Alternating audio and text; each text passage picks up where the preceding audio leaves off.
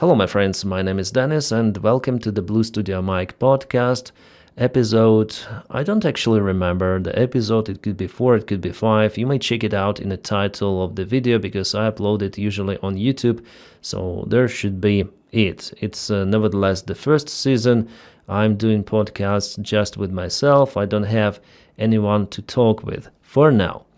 But I had some of the topics. I want to share my own thoughts on life, and at first I wanted to speak about the weight loss that I lost roughly 10 kilograms. I cannot tell you how much is that in pounds, but that's quite a lot. It's roughly 10% of my fat weight in general. So my weight was 108 kilograms.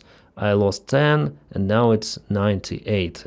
I would say it's kind of the huge achievement for me because before I hesitated to follow the diet. But today I want to tell not about the stuff, about the body improvement. I want to tell about the things that are happening in our world, and I have the feeling that something big is going to happen. Maybe as big as COVID-19 in 2020 or at the very end of 2019, or something even worse, because I have my another channel. It's called Denys Davydov. It's about the situation in Ukraine, and not only, also this channel I review sometimes political topics, and I follow analytics. I listen to the media. I listen to influencers, politicians, famous people, and not only. And I feel also that something is going to happen, something big. Like today I filmed half an hour video, Ukrainian updates, and there was the part which took roughly 5 minutes of the video about Russian escalation in Europe, and not just in Europe. So we know about their drone attacks on Poland, which happened this month they happened actually. At first it was 1 drone, then 2 drones, and now Russia sends more than 20 drones to attack Poland. For now, those are not the Shahids, some sort of the surveillance drones, or they deflect the target drones, I call them deflection drones. Yeah, the purpose is just to fly and cause the air defense to operate against those. So Russia sent those kind of the drones. In Ukraine, they sent the same drones but with a warhead. In Poland, there was extra fuel tank, and that's how they reached remote places actually in Poland. Later on there was the violation of the Polish airspace by the Russian airplanes. They touched the airspace of Estonia. Not the Polish airspace but Estonian.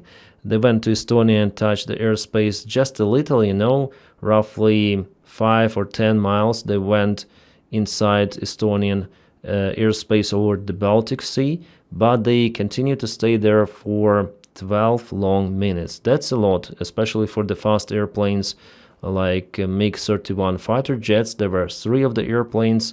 Immediately, NATO forces launched some of the airplanes to intercept, but intercept doesn't mean shut down. Intercept, it means they fly and follow with those Russian planes, accompanying them on the way out to the neutral waters. And today there was 1 more flight against 3 MiG-31 Russian fighter jets, all together with Sukhoi, I think it's Sukhoi 30 or something like that. And they were carrying some of the air-to-air missiles.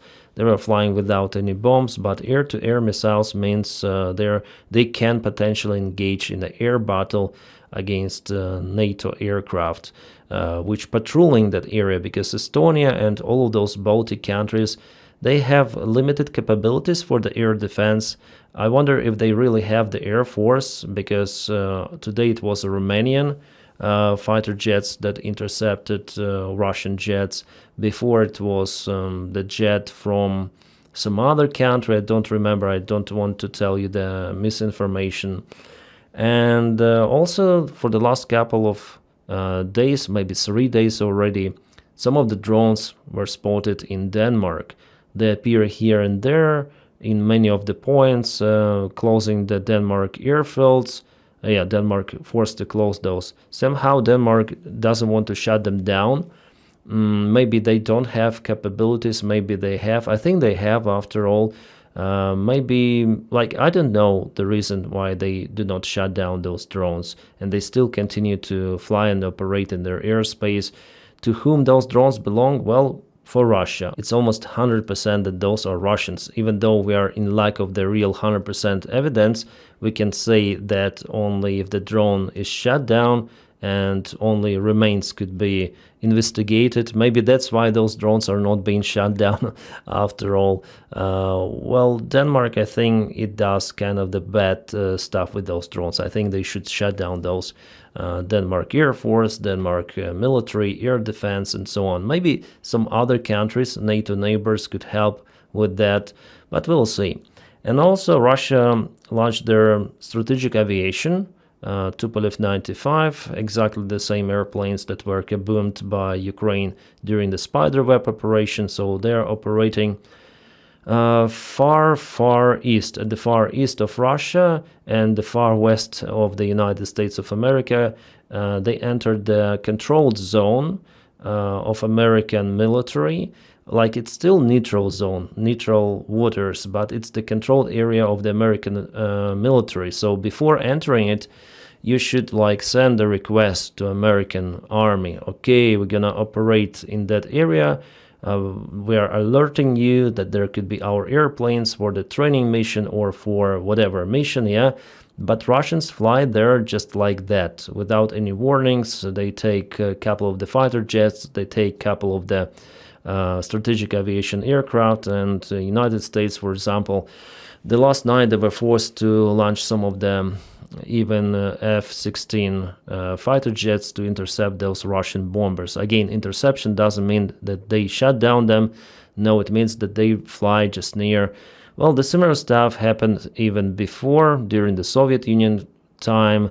Then there were some of the escalations, and there were the cases then the Russian jets even entered the airspace of the United States of America or Canada, which is the close ally of the United States. So Russia escalates not just in Europe, but they also show their mighty force, yeah, in the United States of America as well. Plus, today there was the report that Japan discovered the Russian submarine. Actually, Russians were not even hiding. They sent their submarine, Barbarism class. It's the big nuclear submarine equipped with ballistic missiles, and was just floating there together with a Russian frigate, also military frigate, and Japan sent some of the boats to escort them on their way. Still, they are mentioned in neutral waters. They were spotted there. They were not in the territorial waters of Japan, but it's the first encounter like that happened in Japan, with Japan. I mean, Russia sent also before some of the airplanes close to Japan, but it's the first time they sent this kind of the nuclear submarine that close. And since Russia unites with the enemies of Japan, the enemies of West, like North Korea, and I would say China is also in this camp. And we saw in the military parade on 80th anniversary of liberation of China from Japan invaders. There's first of all was a great show, like the proper military parade, and we saw all of those dictators like Putin, Xi Jinping, Kim Jong-un. They all unite their forces against the current world order, which is originally coming from democratic countries, and the biggest democracy in the world is still the United States of America. I wonder for how long, because judging on what is happening in American politics with the current United States president, it may not last for a very, very long time. Because the way how Donald Trump chose to rule his country, well, it's the way to autocracy, really. I don't see independent institutions in the United States even now. Like, all depends on the will of Donald Trump and all of those judges, all of the Congress, Senate. I think they're quite passive. For example, Senate, they had the law project to implement sanctions on Russia, they have this huge majority, at least 81, some say 82 voices out of 100, as far as I remember. Yeah, so vast majority, and still Donald Trump hesitates to implement that law into the practice, to apply extra sanctions on Russia, to apply extra sanctions on the countries which continue to purchase Russian oil and gas. Yeah, some of the European countries also purchase Russian gas and oil, but mainly those are countries like Slovakia and Hungary. Hungary is the main customer for the Russian oil, and it seems like Donald Trump has no lever to act on Orban. Actually, Orban is his close friend. If we speak about ideology, yeah, he is also a autocratic type of the leader, and he wants to cancel Ukrainian military support. He wants to be friends with Russia, and he just repeats the Russian narratives. So for Orban, it's pretty much okay to purchase the Russian oil, but for the rest, well, you should not purchase it because, because of you, we do not implement those sanctions because they're not effective if Europe continue to purchase oil. That's the new narrative of Donald Trump.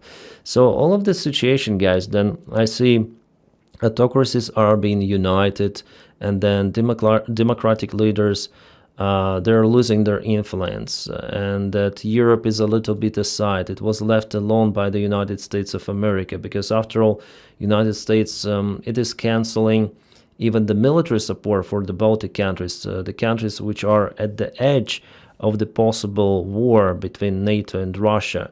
And now it's 100% understandable that United States of America will not help Europe with that. If Russia attacks Europe, for example, and it attacks, I think it will attack Estonia, Latvia, and Lithuania, not the Poland for now, because Poland, after all, has big army. Poland, for the last few years, invested a lot into reforming its army, purchasing more equipment from South Korea, from European countries, from United States of America. So Polish army is, I would say, kind of strong. Russian army, potentially strong as well. Putin just doesn't use the entire resource of the Russian army, I mean mobilization, because Russia has huge population.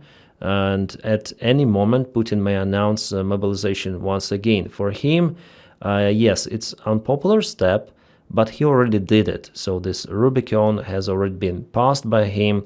Many Russians, by the time, fled Russia. They went to the nearby countries, not to Europe, most of all, not to European Union, because the way for them is mainly blocked. They should obtain visa. It's not easy for them to get it. But for Armenia, Georgia, about Georgia, I'm very surprised that they have pro-Russian parties. But yeah, Russians went to Georgia, Armenia, countries like Kazakhstan, and who is rich went to Dubai, or maybe some Southeast Asian countries as well. Like, for example, there are many of the Russians who are living in Bali or Thailand or other countries. There they purchased the long stay visa and stayed. But still, population of Russia is huge. Not all of the Russians left Russia, right? And many returned after mobilization campaign was over. Then de facto it wasn't. This order for mobilization continued to be implemented. It wasn't cancelled by Putin. Putin just went to the cameras and said, okay, for now we're gonna stop mobilization. But legally, it is still ongoing in Russia. So at any moment they may get more people into the army. I mean, more, it's not even hundreds of thousands like it was the previous time. It could be millions, 1 million, 2 million. And I was watching video with Putin recently. Then he said that he has deployed 700,000 troops to Ukraine, and he was looking so happy, like he was so cheerful. Oh, we deployed 700,000 soldiers out there. He doesn't understand that Russia has all of those losses. You know, they lost 1 million, and it's independent statistics. It's not Ukrainian one. Yeah, Ukraine also tells like that, but other analytics say the same stuff. So KA, Russia lost 200 with something thousand. I did my own research for that. I followed the Russian I don't remember how this media is called, but they analyze all of the funerals, all of the official reports about the Russian deaths. So official information is close to 250,000. Yeah, those are KA. Plus, we have those militia forces of Donetsk, Luhansk. They're not been counted. Plus, we have Wagner army that has not yet been counted. And also people who are coming to the Russian army as mercenaries from African countries, from the Asian countries, from those poor countries like Nepal. And in Nepal, there was a revolution recently. Maybe it's going to be the topic for our podcast because I was really inspired by that one. I mean, I'm not calling for revolution, but I understand that people there, with that regime, that was a communist one, by the way, the country used to live in the poverty, so now they obtain the chance to change something. So I don't like national socialism, I don't like fascism, I don't like communism, I don't like all of that stuff. I think that it should be something really different, maybe capitalism with a human face. Well, anyways, it's not the topic of today's video. I want to tell you about the Russian army. So now Russia implemented this new law, and they might restrict the way out from the country for their own men if they are in the list to be mobilized. They also might restrict their rights to drive car, to obtain even bank accounts, and to maintain those, to purchase property. So basically what is more or less done in Ukraine nowadays, but even harder, yeah, even more harsh. Because in Ukraine, well, mobilized people, they cannot leave the country, but they still may have their bank account, and they still may have their driving license and so on. Yeah, it could be suspended, but in very, very rare occasional cases. But in Russia, in digital format, they already did everything. And their military conscription services, they don't need to go in to search for particular people, because at any moment Russian officials may switch off particular individual from the social life, cutting bank accounts, cutting job, cutting everything. So you see how digitalized world really influence the lives of our normal people, yeah? And today, by the way, I read the news about the compulsory implementation of the electronic ID in the United Kingdom. That is how they say they're gonna fight immigration, but I think it's all bullshit. Well, actually, electronic IDs we also have in Ukraine, like we have the DIA. It's the server, the global server for Ukrainian citizens, where you may look for your personal data, but still it's not full electronic ID, so it's not identification with special number. It is just your personal information. You may find your passport, your birth certificate, your marriage certificate, whatsoever. So it's kind of useful, but still far to be like full digital ID, which UK wants to implement. I think it's the way for the total control. I don't like it, honestly. So very, very soon Russians will show how digital control may bury their lives in Ukrainian soil, because most of them, I'm sure, will choose the option not to be out of Sochim, but to go and fight in Ukraine, because for them, the Russian propaganda, it shows pretty much positive picture. Not all of the Russians are following their own Telegram channels that show the drone drops and so on, and it's a surprise for them that they go to Ukraine and the reality hits them hard, that they also may have losses, that it's not just the Ukrainian army that has losses. Russians actually have more of the casualties, so for them it's kind of the surprise in most of the cases. I know what I'm speaking about because I also follow the Russian channels, and there are lots of the reviews and comments from the Russian soldiers who find it very difficult to fight in Ukraine somehow, and they blame Russian propaganda, then they appear on the front lines. They also blame their military command, which is quite incompetent compared to the Ukrainian one. So Russians chose these tactics to throw all of the midways on the front lines, and they need to have more meat.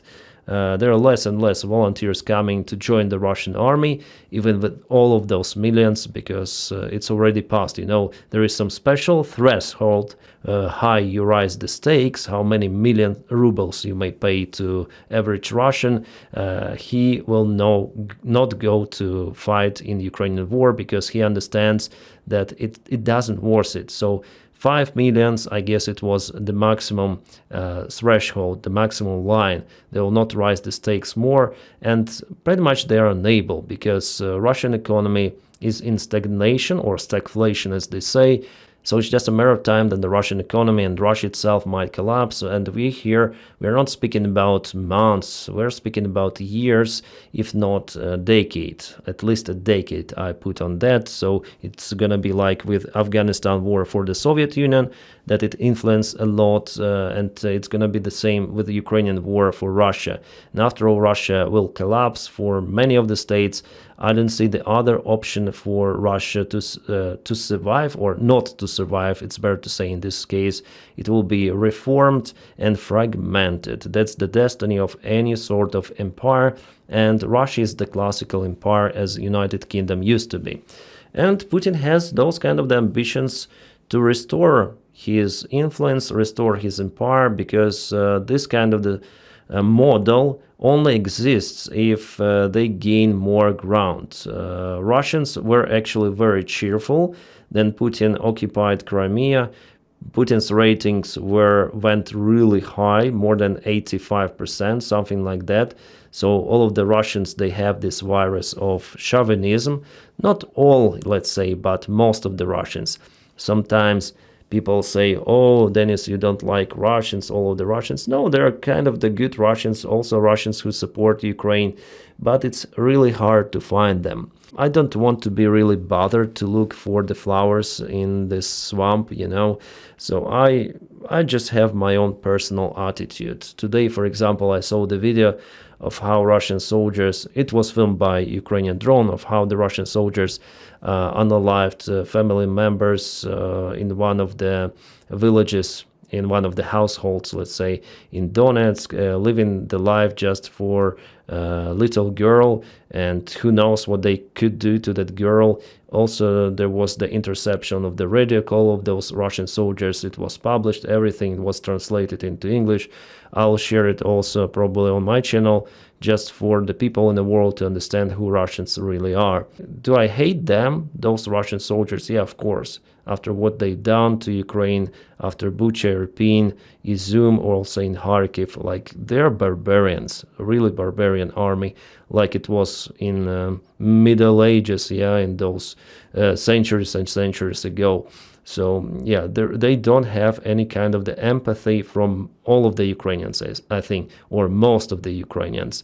From me, 100%. I just don't like them. I just hate those soldiers who came and who fight against civilian population and against our soldiers, because after all, they're aggressors, and again, barbarians. That's the good definition for them, murderers and barbarians. Russian propaganda doesn't fight against that. They encourage Russians to act like that, and also Putin encourages them as well, because his favorite brigade is 155th, the brigade which did all of those war crimes in Bucha.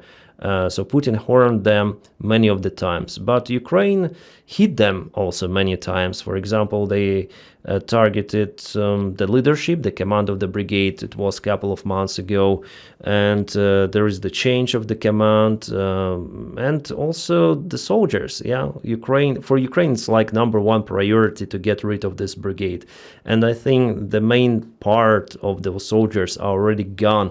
Russians just poured a new one, but they keep the name of this 155th Marine Brigade, which is actually based thousands of the kilometers away from Ukraine in the Far East. The last week, by the way, I got the report from local channels, Russian channels, that there was some sort of the kaboom on their base in Vladivostok. How Ukraine could do it, well, maybe there are some of the options, because after all, Ukraine did the spiderweb operation, which was really outstanding. It will be in historical books, in military books. So Ukraine is, after all, really, really capable. But Russia also has this barbarian resource. They have autocracy. Putin doesn't care how Russians could really react on new mobilization. Yeah, it's an unpopular step, but if Putin really needs it, he may announce it. And for Russians, all of those losses, thousands and even million of the soldiers' losses, for them, it's pretty much okay. They are not on the protests. They're quite volatile society, volatile. Well, they do not react on that, really. Even in Soviet Union, then there was the Afghan war. There were some of the protests against it, because it was outside Russia, in some of the strange country, and lots of the people were mobilized.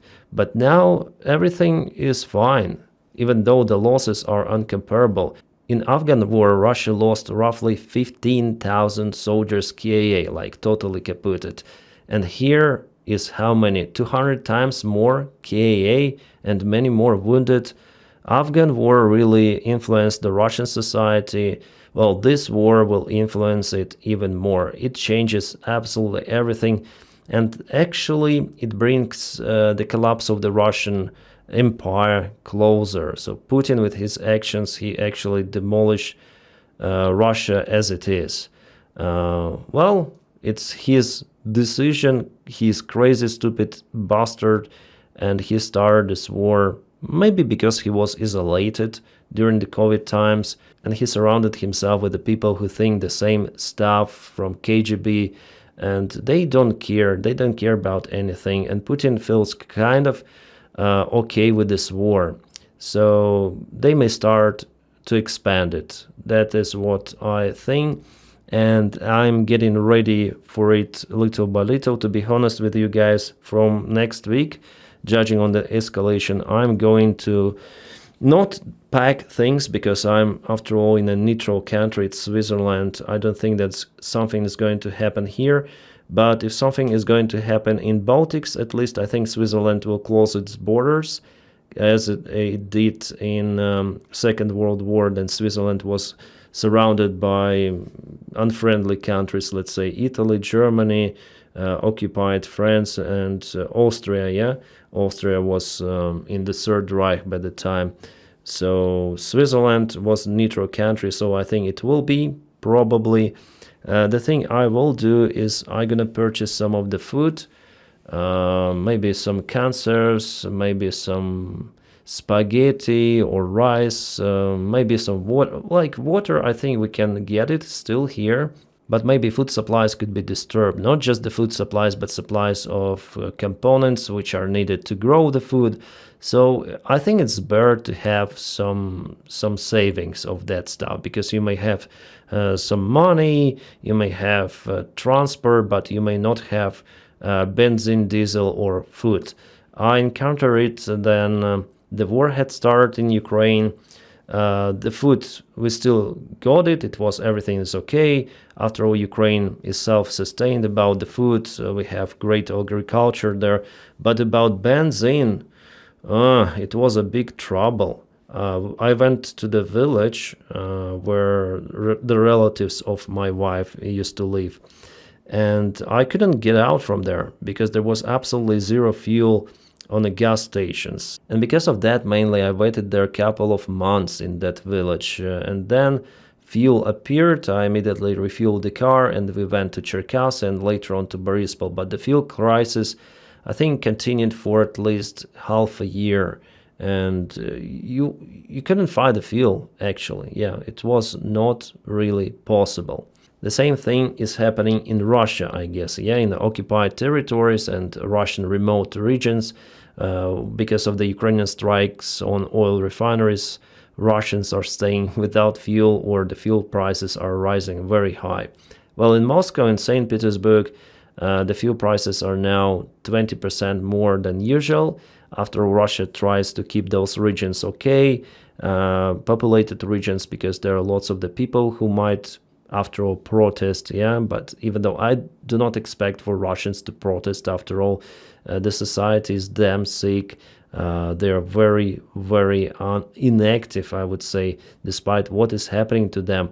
I think that after all, they might do whatever they want. I mean, the Russians. Sadly, the same stuff I see or similar in the United States of America, with all of those, Epstein scandals, with the recent scandals. Then Donald Trump called Pam Bondi to start investigation against his own political opponents. And not only that, Jimmy Kimmel, I don't care who is Jimmy Kimmel, but he was banned from TV because of Donald Trump. He didn't say anything bad towards Charlie Kirk. He was not happy about his death. He was not celebrating. He was just making fun about Donald Trump's reaction. But he was cancelled, and there is the sign of the autocracy in the country if it is happening like that.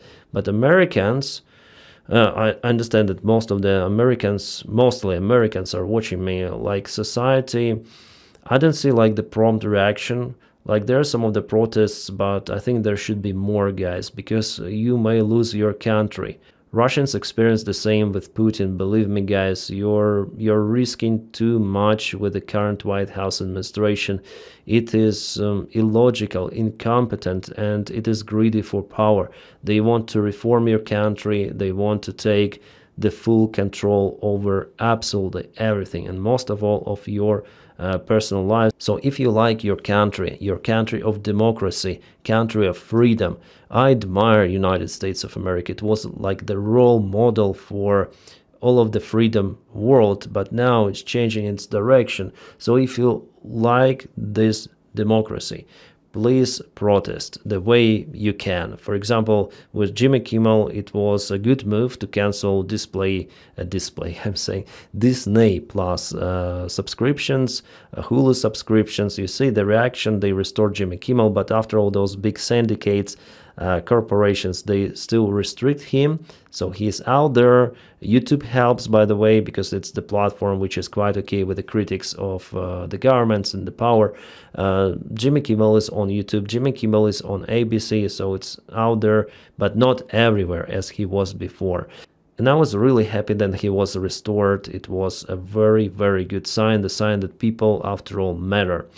So Donald Trump is allowing himself right now the things which could be unimaginable long time ago, like decades ago, 10 years ago, maybe even 5 years ago. Remember Bill Clinton and his, let's say, cum trace on Monica's dress. Everything of that is just kindergarten compared to what is happening right now.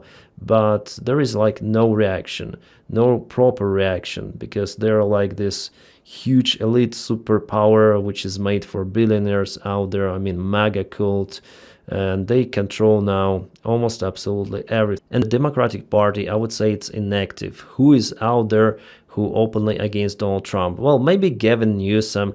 He's kind of a strange guy, but he's, I think, the only guy from the Democratic Party out there who says openly something against Donald Trump, who monks Donald Trump on X and other platforms. The rest are mainly influencers. I think Democratic Party needs reforms. I was speaking with Jake Bro, and he already announced that he will go for the Congress chair from some of the states. I don't remember from which one. So he wants to join. Maybe he's already out there in Democratic Party, but he wants to be a congressman. He decided to go to politics. I think it's a very bad thing to go to politics, but the more of the guys like Jake Bro are out there, the better it is for United States in general. I'm not saying about Democratic Party only. There should be the sane movement from the sane Republicans as well, because Republican Party is one thing, but MAGA is totally another thing. And I would say that according to my own preferences, if I was American citizen, I would vote for Republicans, maybe. But with Donald Trump, I would vote for Democrats, of course, because Donald Trump is really incompetent. And because of his actions, we are facing something. We are facing instability and this crisis, which could lead to the big war, unfortunately. I hope it's not going to be a nuclear war, but according to my opinion, I think it's inevitable that it's going to be big war once again in Europe. And before I was like almost sure that Russia is bogged down in Ukraine, all of their capable forces. But again, I tell you that they have some of the reserves. They don't use those in Ukraine, and they're preparing for the massive mobilization. So even million soldiers with Kalashnikovs may take easily countries of Baltics. It would not matter. And Donald Trump would say, oh, maybe it's the mistake of Russia. Maybe we're going to look through it in a couple of weeks.